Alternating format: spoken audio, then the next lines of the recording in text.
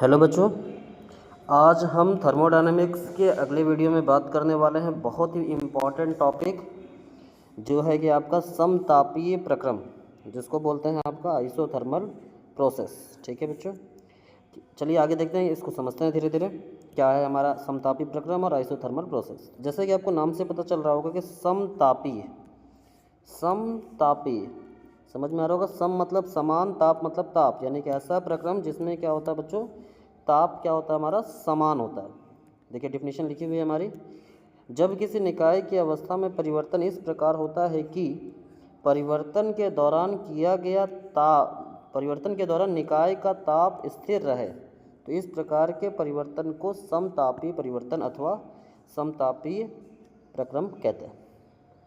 समझ में आ गया बच्चों, नाम से पता चल रहा है समतापी, यानी कि ऐसा प्रक्रम या ऐसा परिवर्तन जिसमें ताप क्या होता है हमारा समान होता है, तो उस प्रकार के प्रक्रम को बोलते हैं समतापी प्रक्रम। तो समतापी प्रक्रम क्या होता है आगे बच्चों देखिए। समतापी परिवर्तन के दौरान जो हमारा निकाय तथा बाह्य वातावरण के बीच किसी भी प्रकार के कोई भी ताप का आदान प्रदान नहीं होता, यानी कि इस दौरान ताप जो होता है वो स्थिर रहता है, बट उष्मा का आदान प्रदान होता है। तो ये कैसे होता है, तो देखिए, तो अतः समतापी प्रक्रम के लिए यह आवश्यक है कि निकाय का जो परिसीमा है, परिसीमा का मतलब है बच्चों बाउंड्री, यानी कि जैसे जब किसी बर्तन में आप रखते हो, जो बर्तन में रखोगे तो बर्तन की जो बाउंड्री होनी चाहिए वो पूरी की पूरी कैसी होनी चाहिए, चालक, यानी कि परफेक्टली कंडक्टिंग होनी चाहिए, जिससे कि उष्मा का तो आदान प्रदान हो जाएगा, बट जैसे ही उष्मा उसमें से बाहर निकलेगी तो ठीक तुरंत उसके बाद उसमें क्या होगी, अंदर भी आ जाएगी, जिस दौरान उसका जो ताप रहेगा वो क्या रहेगा हमारा स्थिर बना रहेगा।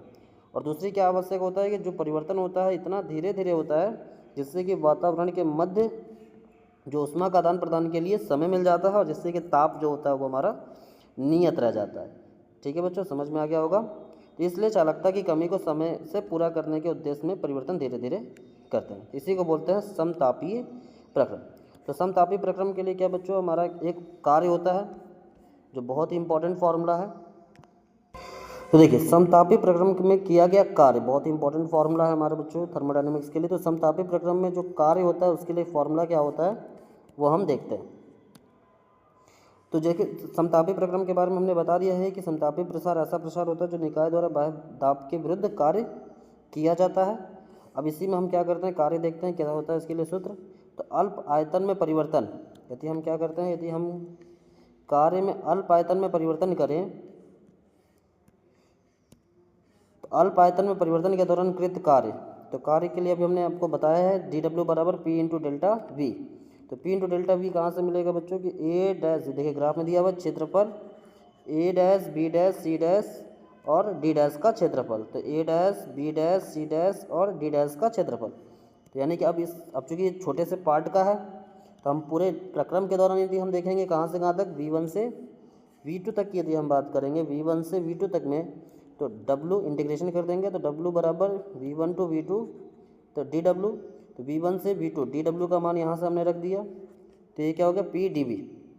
अब देखिए, तो आदर्श गैस समीकरण का उपयोग हमने फिर से कर लिया। तो आदर्श गैस समीकरण क्या होता है, PV बराबर nRT। तो जहाँ से हमने P का मान निकाला, तो P का मान क्या आ गया, V को यहाँ से हमने उठाया और इसके नीचे भेज दिया, तो nRT अपॉन में V। और इसी P के मान को हमने को पता होगा इंटीग्रेशन 1 अपॉन में x dx, जिसका जो मान होता है वो होता है लॉग बेस में ई एक्स। तो इसी प्रकार से 1 अपॉन में वी डी वी है, 1 अपॉन में वी डी वी का क्या हो जाएगा लॉग ई वी, और लिमिट लगी है V1 जिसका V1 से V2। इसके बाद देखिए, जब इसको हम सॉल्व करेंगे तो upper limit minus lower limit, तो V के जगह हमने V2 रख दिया, और एक बार हमने V2 रख दिया और एक बार V1 रख के दोनों को माइनस कर दिया। और आपको एक सूत्र पता होगा लॉग में, तो लॉग यम माइनस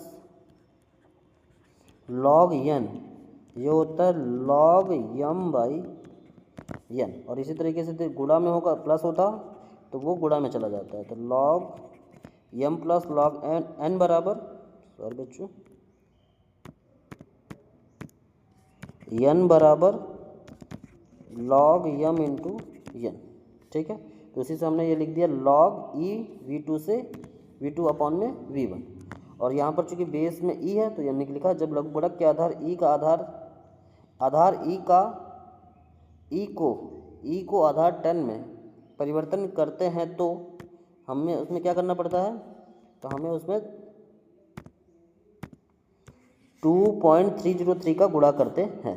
तो इस प्रकार से हमें जो सूत्र मिल जाएगा, क्या मिल जाएगा, तो हमें जो सूत्र मिल जाएगा W बराबर NRT, हम 2.303 का गुणा कर देंगे, तो 2.303 NRT log 10 V2/V1। तो यही हमारा क्या है, सूत्र है समतापी प्रक्रम के दौरान किए गए कार्य।